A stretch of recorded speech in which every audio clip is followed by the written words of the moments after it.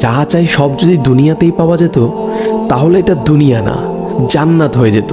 কিছু এলোমেলো ঝড়, কষ্টের দমকা হাওয়া, কিছু অপ্রাপ্তির ভিড় তোমায় কষ্ট দিবে, যন্ত্রণাগুলো পাহাড়ের মতো দেখবে, মাঝে মধ্যে বুকটা ভারী হয়ে আসবে। তবে কখনোই হতাশ হইও না, ভেঙে পড়ো না, কারণ এটাই দুনিয়া। এখানে সব চাওয়া পূরণ হবার নয়। মন যা চায় তাই যদি পেতে চাও, তবে অবশ্যই তোমায় জান্নাতে যেতে হবে। সেখানে তোমায় আর কোনো কষ্টই ছুতে পারবে না। এই যে ছোটোখাটো কষ্টগুলো তোমায় আঘাত করে, এগুলো মূলত তোমায় জান্নাতের নিকটবর্তী করে এবং আল্লাহর সন্তুষ্টির দিকে দ্রুত গতিতে নিয়ে যায়। আর এখানে সুখ দুঃখ কোনোটিই স্থায়ী নয়। এখানকার সব কিছুই সাময়িক, আর আখেরাত হলো চিরস্থায়ী। সেখানকার সুখ দুঃখ চিরস্থায়ী। ক্ষণস্থায়ী কষ্টগুলোর ব্যাপারে অত চিন্তা করে কি লাভ? আল্লাহ সুবহানাহু ওয়া তাআলা বলেন, জান্নাতে তোমাদের জন্য তোমাদের মন যা চাই তাই আছে।